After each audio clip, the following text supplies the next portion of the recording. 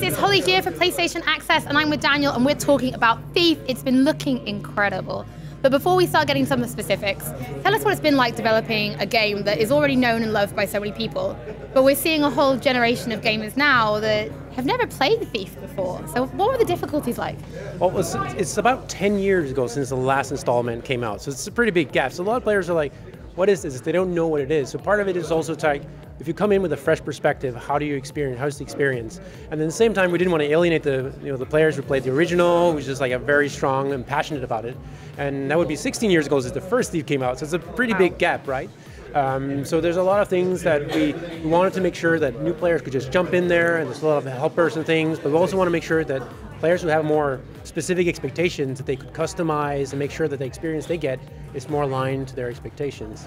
Let's talk about the environment. So when you were playing through today, we saw things like peat holes and the way the cobblestones, you walk on them, and when they're wet, they make more noise. Tell us about the environmental effects you've added that really help make you that master thief.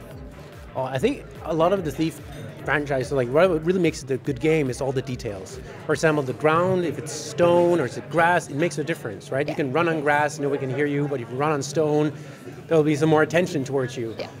If it rains, it's going to reduce the sounds in the environment. If the lightning, it might actually lit you up, even though you're in the shadows. There a lot of those small details I think people will appreciate, and this just brings the game kind of together. There's a lot of things like Next Gen also really brings a lot of fidelity in the graphics, a lot of details. You can really make things interesting and crisp.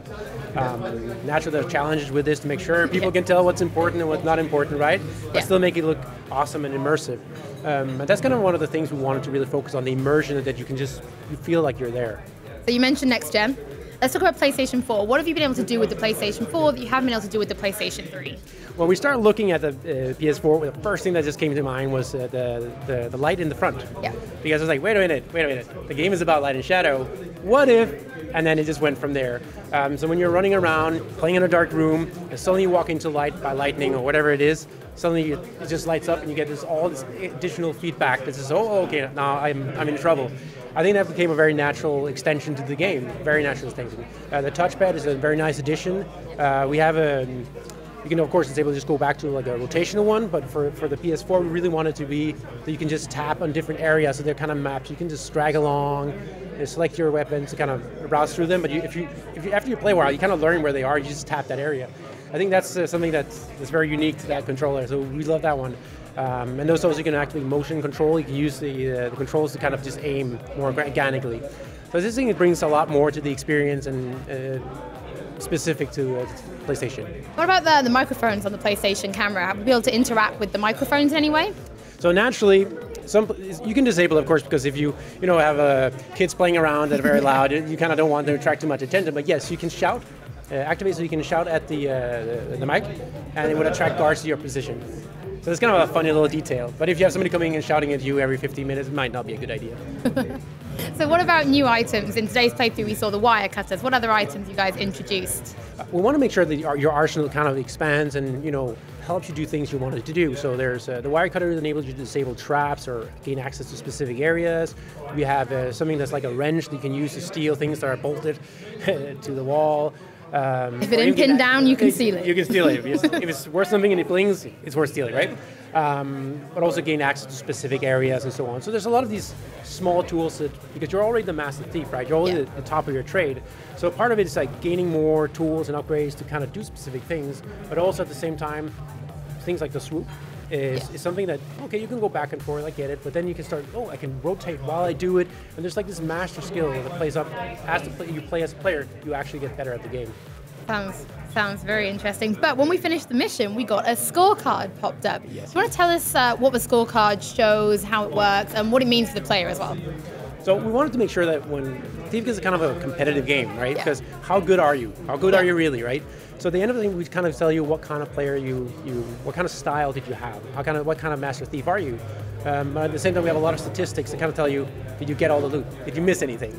And some people are like, I missed one loot. What's that? And in the when you're finished the game, you can go back to the hub and replay all the missions within the same playthrough to kind of get all the loots if that's what you want and improve your score. And I think the share button is an awesome way of also being able to make sure people know how good you are, right? Put it straight to Facebook. Let's talk about now the mods and the customization. So this isn't a simple, easy, medium, difficult. You guys have a customization option with a whole bunch of mods, some which people will recognize from the whole series on the PC. For example, you can turn off the ability to save, which is quite a thing in Thief. So do you want to tell us about the customization and mod options you've added? So we wanted to make sure that, naturally, if you wanted to difficulty, just jump in the game and just play it. We have a pretty good starting setup, and it's just like, okay, just go with it, play and experience. We also wanted to make sure that if you do that kind of personality, exactly, you can go in and you can remove specific features. The focus is something we added that we think it helps a lot, and it's kind of the balance. It's kind of the players fall back. We didn't balance it with focus, we balanced it without, so the players, it's their trick card.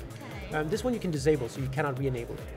And this kind of forces you into a situation where you get a more old school experience, but you get points for it. So all these mods that we have, they added like a multiplier that brings the end of the game a higher score, so you can use that to brag. There are things like the Iron Man is the one you cannot save. That sounded ridiculous. That's permadeath. This means that if you die anywhere in the game, you go back to the starting point. It's really, I haven't been able to complete it yet, so there's still time. There's things like if you get a scene, it's instant fail mission. There's things like the chapter save. Okay. There's things like no reticule. There's a lot of things that just make it tougher, and I think a lot of people are going to enjoy the challenge. Oh, we had a lot of fun. There's a lot of details people will never kind of figure out, and they'll just walk past it. For example, there's like a series of paintings that represent the history of a specific family, but that's actually pictures of the developers that are retouched to fit with the art style that age. So it's like, oh, hey, that's me, and that's that's that. So I think a lot of those details really come, and you can also go through, even though it's a reinvention, so it's kind of a little branching from the original series. There's a lot of things you can kind of tell that they're related. Old statue, relics that kind of. If you're a fan of the old Thief, you can kind of like, wait a minute. I recognize that. Yeah, if you look into the corner of this cave, maybe there's something over there. What the? There's a lot of things. We just had fun making it, and that's what it all comes down to. Amazing. Thank you so much for your time. Thief is looking amazing, and you guys can stay tuned to the YouTube channel. We'll have even more videos coming up.